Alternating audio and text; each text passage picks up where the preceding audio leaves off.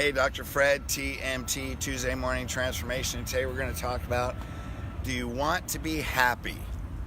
Do you want to be happy? When people may say, of course I want to be happy, and so many people are looking for happiness, but the problem is happiness comes and goes. There's moments of happiness, there's moments of frustration, there's moments that we have all this, but see, we're a spirit on a soul journey, which means we have a purpose to fulfill, which means if you haven't fulfilled it, there's still something that you want to create in this physical world that isn't created yet. So what's that mean? That means we have to go through a process of growth. Now, metaphorically speaking, this is like an oyster. So they sit on the bottom of the sand, then what happens? A grain of sand comes in, and what do? That's an irritant. Man, they grind on it, they try and spit it out. It's resistance, it's pain, right? But eventually what happens over time? That challenge turns, and that resistance and pain turns into a pearl. See, the thing is, you can't get rid of the sand in your life. But are you turning sand into a pearl? And so what we find is there's always going to be sand. And so it's not what we go through in life that matters.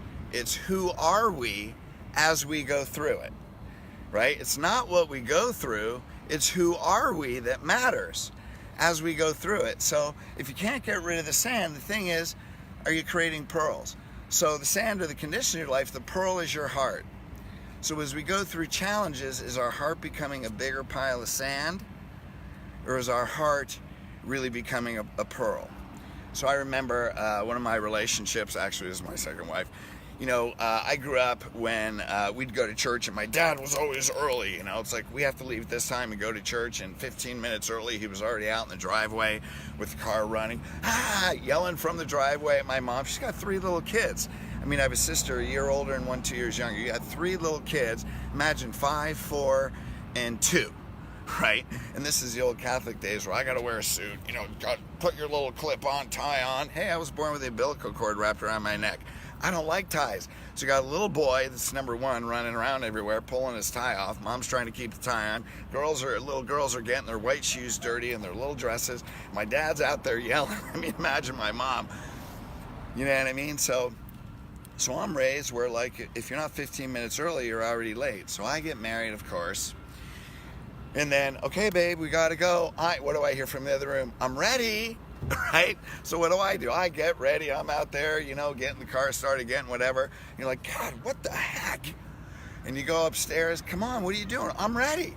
You're not even close to ready. I'm like, oh, my God, you're not even close. Right? And so what do? You get stressed, you get impatient, you know how it is. We want to be on time, blah, blah, blah, blah, blah, blah, blah. Is that person ever going to change?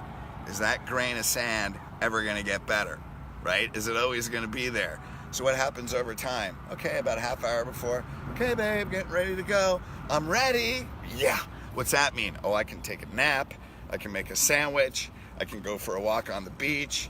I can clean the garage, right? I can do all these things. And then you go up halfway through. Okay, I'm ready. Okay, got it. I can turn on the TV. I can maybe watch a little bit of sports game or do whatever, watch a movie in that time. And then eventually, the funny thing is, of course, she comes running down with her makeup bag. We're going wherever we're going. She's putting her makeup on in the car. Has anybody else ever experienced this? And so what are you doing the whole time? Oh, God, my God, change her. What is the deal? We got to change her. And here's God's sense of humor.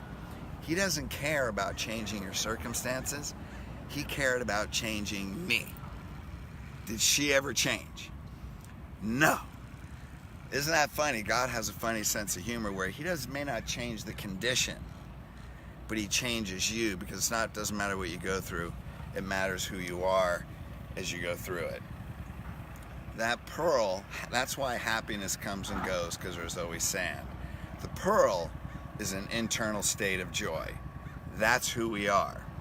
So really, the question you're asking now, I know you're asking this, is how do we find joy? Well, we find joy, the most valuable currency that you have is contributing to the lives of others. That's it, because as human beings, we have our highest human emotional need is to contribute. As a spiritual being, we're here for unity, love, and connection and relationship, and to support other spirits on their purpose. So that satisfies our divinity and our humanity. Not only that, what it does is it takes our focus and puts it on other people. And what happens when we put our focus on other people, then our life takes on a new meaning. It takes on a purpose. And then our purpose makes our problems a lot smaller. When we focus on others, then our problems become smaller. So Will Smith has a quote. I heard this. Okay, let me find it real quick. Where'd it go? Will Smith, where'd you go? I know you guys are waiting here. It says, basically, if you're not making someone else's life better, you're wasting your time.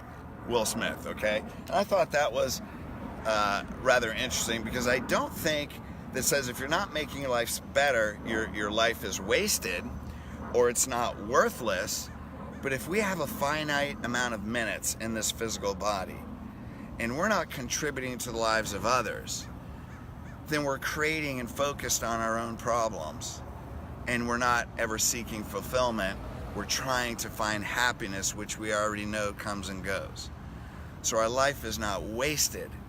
It's just we may not be fulfilling our purpose, and not only by having the internal state of joy, because that's the result of fulfillment. And that's the purpose in life. And our purpose makes our problems smaller, which means we move away from happiness and we move into fulfillment. Isn't that fascinating?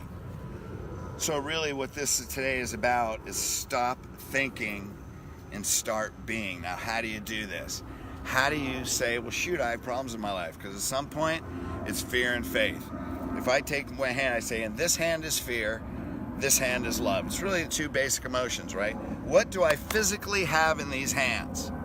Is there anything physical in my hands? And the answer is nothing. I hope we got that far. So the thing is, if I can't see fear or faith, then the rest of life is perspective.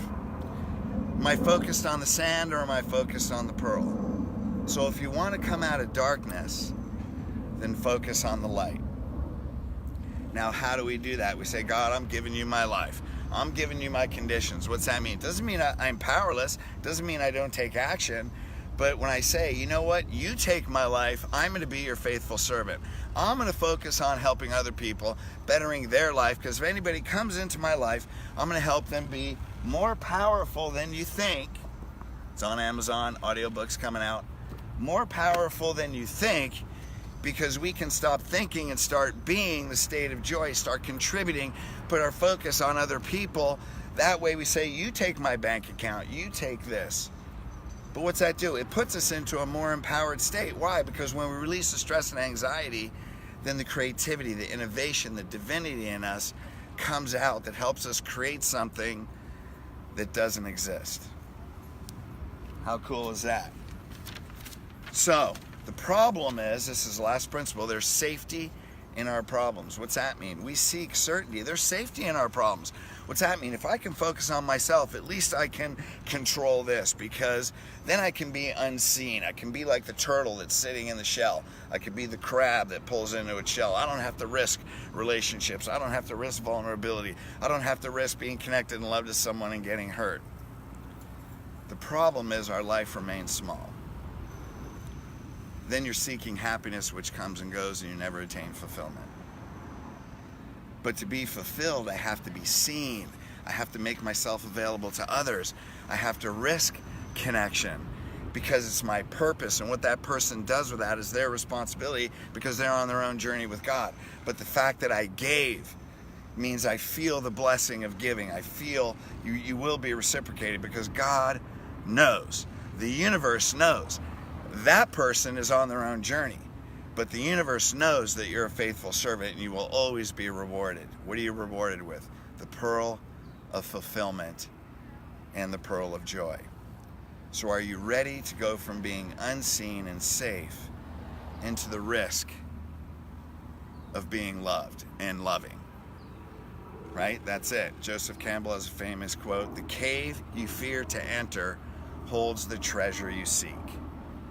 So if we have fear and faith, are you willing to let go of the darkness to focus on the light? So what's the bottom line? Let's let it go so we can grow. Let's grow into our spirit. Let's seek the joy of fulfillment of purpose rather than a temporary feeling of happiness.